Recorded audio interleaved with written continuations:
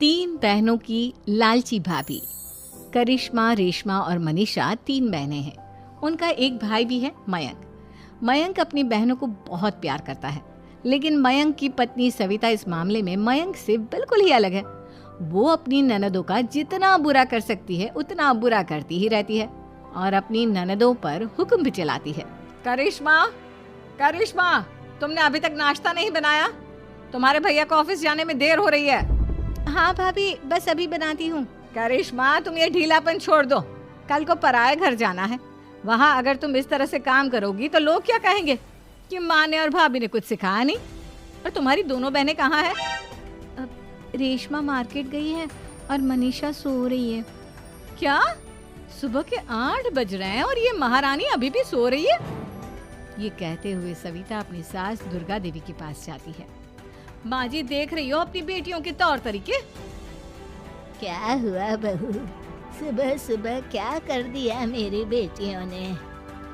अरे एक तो अभी अभी उठकर किचन में गई है, दूसरी सुबह सुबह बाहर चली गई और तीसरी अभी तक सो रही है। क्या करूं मैं इन तीनों का, मैं तो परेशान हो गई हूँ। जा जाकर उठा उसे और रेशमा से मैं बात करती हूँ। सविता सीधा मनीषा के कमरे में जाती है और उससे कहती है, महारानी जल्दी उठो, सूरज सर पर आ गया है। भाभी थोड़ी देर और सोने दो ना, मैं रात को लेट सोई थी। वो क्या ना, यूनिट टेस्ट चल रहे हैं। शराफत से उठती है या नहीं, या फिर पानी की भरी बाल्टी डालूं तेरे ऊपर? नहीं भाभी, मुझे बिस्तर में नहीं नहाना, उठती हूँ मैं। मनीषा जल्दी से उठकर बाथरूम में चली जाती है। सभी आराम से बैठकर नाश्ता कर रहे होते कि तभी रेशमा बाजार से हाथ में सामान लिए आ जाती है।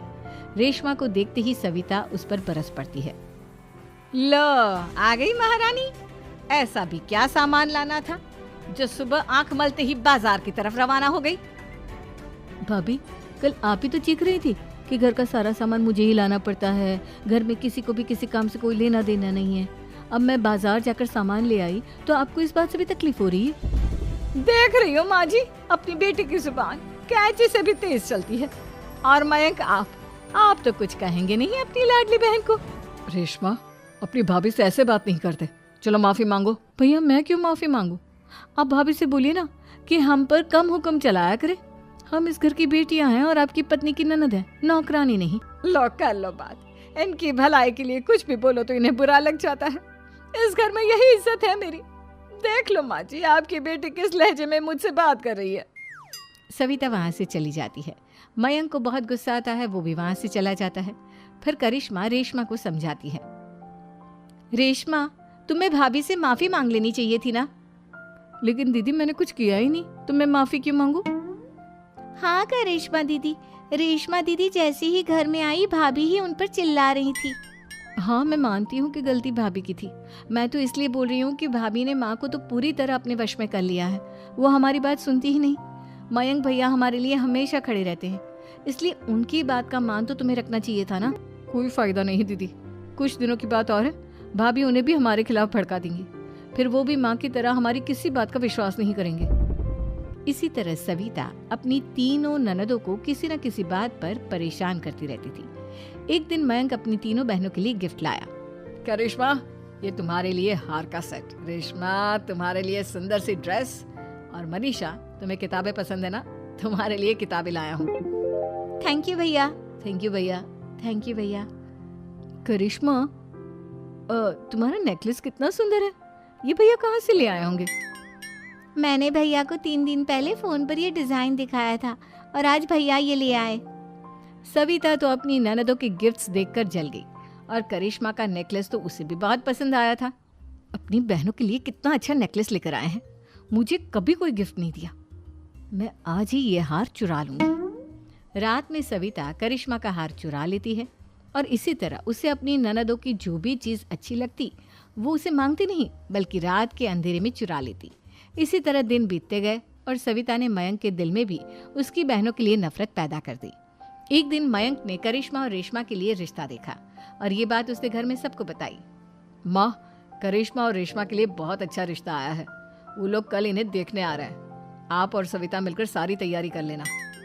ये सुनकर करिश्मा और रेशमा खुश हो जाती हैं, लेकिन सविता सोचती है, अगर इन दोनों बहनों की शादी हो गई तो घर और बाहर का काम कौन करेगा? मनीषा तो एक नंबर की कामचोर है, उससे तो किसी बात की उम्मीद लगाना ही बेकार है। मुझे इस शादी को रोकना होगा। अगले दिन सभी लड़के वालों के स्वागत की तैयारी करने में लगे होते हैं। तभी मयंक अपनी बहनों से आकर कहता है, तैयार हो गई तुम दोनों?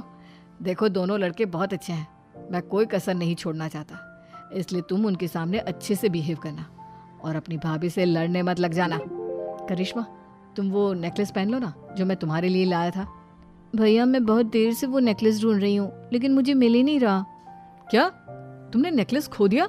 तुम्हें पता भी है वो कितना महंगा था? तुम कोई काम ढंग से नहीं कर सकती। मयंक गुस्से में वहां से चला जाता है। थोड़ी देर बाद लड़के वाले भी आ जाते हैं। वो दोनों बहनों को पसंद कर लेते हैं और रिश्ता पक्का हो जाता है। लेकिन सविता के दिमाग में तो कुछ और ही खिचड़ी पक रही थी। वो पंडित जी के पास करिश्मा की कुंडली लेकर जाती है और उन्हें पैसे देकर करिश्मा की कुंडली बदलवा देती है। जब लड़के वालों के पास करिश्मा की कुंडली जाती है तो वो दुर्गा को फोन करते हैं। बहन जी, हमने करिश्मा की कुंडली अपने पंडित जी को दिखाई थी। आपकी बेटी की कुंडली नहीं बल्कि दोषों का पिटारा है।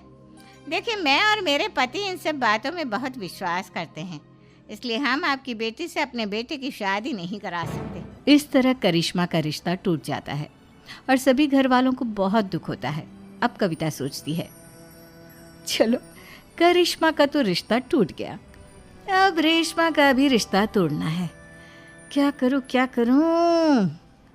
अब सविता आवाज बदलकर किसी अननोन नंबर से रेशमा के होने वाले ससुराल में फोन करती है।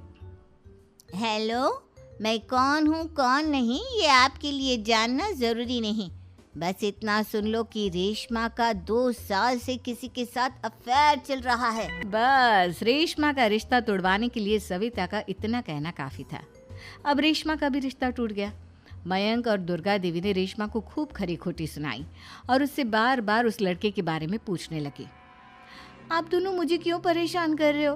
अरे कोई लड़का होगा मेरी लाइफ में तो मैं बताऊंगी ना, जब कोई है ही नहीं तो कहाँ से लाऊं मैं कोई लड़का? तो तेरे होने वाले ससुराल वालों को फोन किसने किया था? माँ, मैं नहीं जानती किसने फोन किया था, मैं सच कह रही हूँ। मैं तो पहले ही कह रही थी इसकी लगाम खींच कर रखो, लेकिन मेरी सुनता ही कौन है। आप चुप रहिए भाभी, ये सब आपका ही किया धरा है। अब तीनों बहनों को विश्वास हो जाता है कि ये सब उनकी भाभी ही कर रही है। तीनों बहनें अपनी भाभी को सबक सिखाने के लिए एक वकील कर लेती है और घर में हिस्सा मांगना। देखो भैया, माँ बाप की जायदाद में जितना बेटों का हक होता है उतना ही बेटियों का, इसलिए इस घर के 4 हिस्से होंगे और हमें अपना हिस्सा चाहिए। मैंने तुम्हारे लिए क्या क्या नहीं किया और तुम इस घर में हिस्सा मांग रही हो?